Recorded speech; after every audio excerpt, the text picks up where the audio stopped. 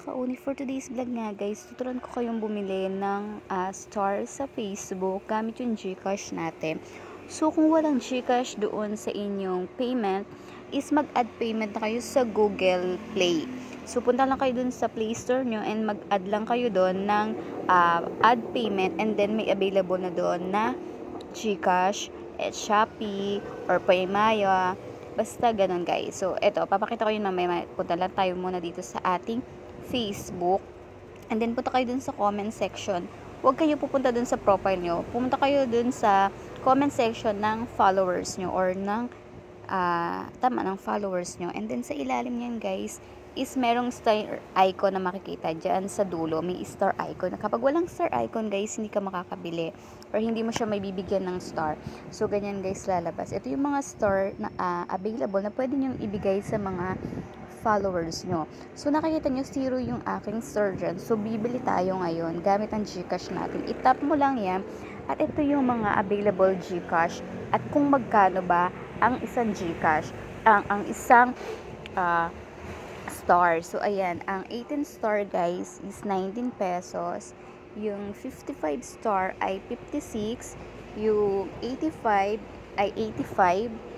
Yung 174 is 169.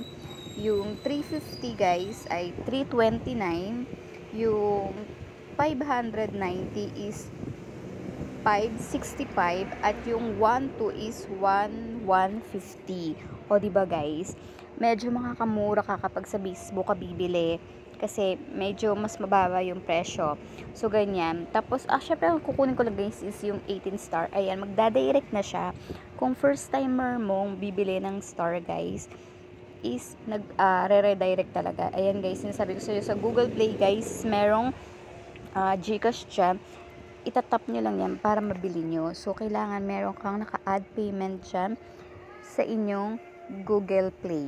Ayan. So, ganyan lang kung paano bumili. Tapos, tap lang natin yan. Ayan. Sinasabi ko sa inyo, yung redirect na ganyan is, minsan nag-error siya kasi first time mo palang bibili, itry mo lang ulit. Tapos, i-update mo lang yung Facebook, yung GCash mo, and then try mo ulit. So, ganyan. Dahil mabilis na nga ako makapag-bili dito kasi nga lagi akong bumibili. So, ayan guys, agad-agad, andyan na yung star na binili mo.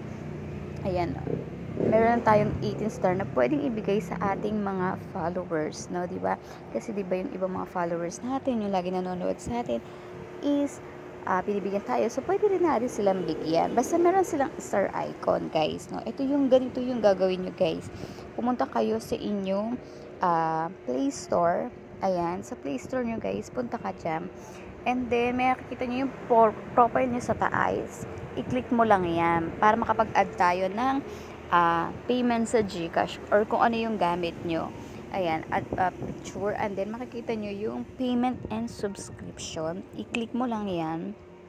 Ayan, so dyan guys, makikita mo yung payment method. I-click mo yan. Tapos, ayun, pwede ka nang mag-add guys. Ayan, GCash, Shopee, may Maya, meron ding PayPal, at may credit card. So, bahala ka na kung ano yung gamit mo. So, ganyan lang guys.